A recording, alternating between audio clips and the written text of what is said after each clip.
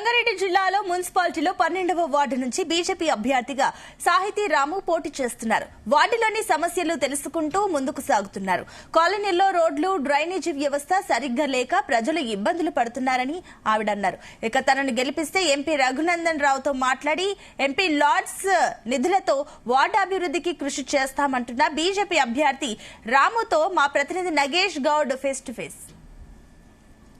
సంగారెడ్డి జిల్లాలో మున్సిపల్ ఎన్నికల ప్రచారం జోరుగా సాగుతోంది. వార్డుల వారీగా అభ్యర్థులు ప్రచారం కొనసాగిస్తున్నారు. మనం ప్రస్తుతం 12వ వార్డులో ఉన్నాం. 12వ వార్డుకు సంబంధించి బీజేపీ అభ్యర్థి సాహితీ రాము ఇక్కడ పోటీ చేస్తున్నారు బీజేపీ నుంచి. ఇక్కడ స్థానికంగా ఉన్న సమస్యలతో పాటు ఎవరైతే ఉద్యోగులు ఉంటారో వారికి నిత్యం ఏవైతే మౌలిక వసతుల కొరత ఉందో వాటికి సంబంధించిన పరిష్కారం చూపే దిశగా ఆయన ముందడుగు వేస్తున్నారని చెప్పుకోవచ్చు. ప్రస్తుతం ఆయనతో మాట్లాడిద్దాం. రాము గారు, తొలిసారి మీరు మున్సిపల్ కౌన్సిలర్గా పోటీ చేస్తున్నారు. అయితే ఈ కౌన్సిలర్గా పోటీ చేయాలని ఎలా అనిపించింది? ఇక్కడ సమస్య ఎట్లా మీకు జనం దృష్టి తెస్తున్నారు? జై శ్రీరామ్, జై బీజేపీ. అందులో ముందుగా అంటే మనకు కౌన్సిలర్గా పోటీ చేయడం ఏం జరగలేదు. కాకపోతే ప్రజలకు ఆల్రెడీ మేము సామాజిక సేవా కార్యక్రమాలు, ఆధ్యాత్మిక కార్యక్రమాలు చేస్తున్నాం. అందులో భాగంగానే ఇక ప్రజలకు కూడా సేవ చేస్తే దేవునికి సేవ చేసేటట్టు ఉంటుందని చెప్పి రాజకీయాలకు వస్తే అందులో ఇంకా లేని ప్రజలకు అందరికీ సేవ చేసే ఉద్దేశంతో సేవ చేయడానికే నేను రాజకీయ రంగ ప్రవేశం చేయడం జరిగింది. నిల్లు డెవలప్మెంట్, ఒక రోడ్స్ లేవు, ఒక లైట్స్ లేవు,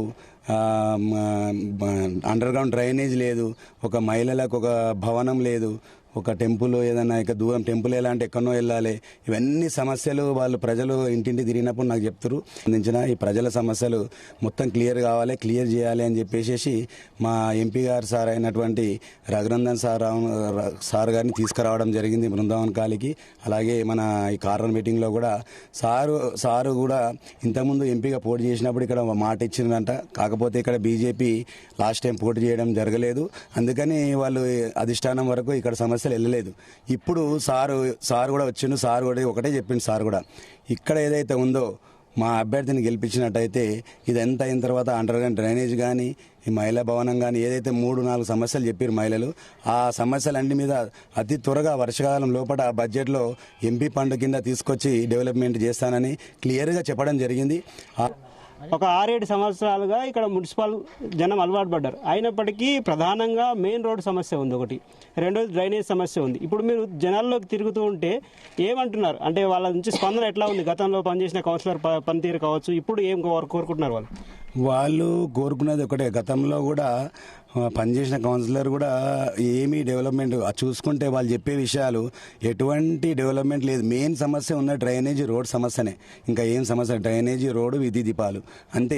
ఇన్నర్ సీసీ రోడ్స్ కానీ మెయిన్ ఏదైతే రోడ్ ఉందో వర్షాకాలంలో వాళ్ళ బాధలు వర్ణాతీతం. వాళ్ళు మేము ఓటేయడానికి బీజేపీకి అని వెళ్ళినప్పుడు సార్ మా రోడ్ చూసి మీరు ఓటు అడగండి అని ఒకటే చెప్తారు వాళ్ళు. ఈ 12వ వార్డుకి వచ్చేసి మన Brindavan colony, Pragathi Nagar colony, ODF 1, 2, 3 అలా విధంగా మన రోడ్డుకు ఆనుకొని ఉన్నటువంటి కొత్లాపూర్ రోడ్డుకున్న కాలనీ కానీ, అలాగే Tirumala enclave, Srinagar colony, VB colony, ఈ నాగార్జున నగర్ కాలనీ, ఎంత 12వ వార్డు కిందికి సమస్య వస్తుంది.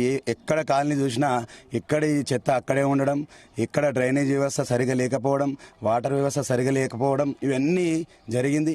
ఇవన్నీ కూడా నా దృష్టికి నేను వాళ్ళ ఇంటింటికి వెళ్ళినప్పుడు ఆ ప్రజలు కూడా అక్కడ ఉన్న మహిళామూర్తులు కానీ పురుషులు కానివ్వండి, వాళ్ళు మెయిన్ అంటే ప్రధాన సమస్య ఈ ఒక సిసి రోడ్స్, ఈ డ్రైనేజ్, దీని మీదే చెప్తారు. కాబట్టి ఈ అన్ని సమస్యలని మా ఎంపీ గారు అయినటువంటి రఘునందన్ సార్ గారికి చెప్పడం జరిగింది.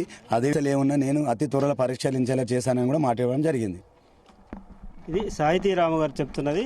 12వ వార్డుకు సంబంధించి ఎన్నో ఏళ్లుగా సమస్యలు ఉన్నాయి. ఆ సమస్యల పరిష్కారానికి బీజేపీని గెలిపించాలని చెప్పి ఆయన విజ్ఞప్తి చేస్తున్నారు. కెమెరామెన్ శ్రీకాంత్, నగేష్ గౌడ్, సంగారెడ్డి నుంచి.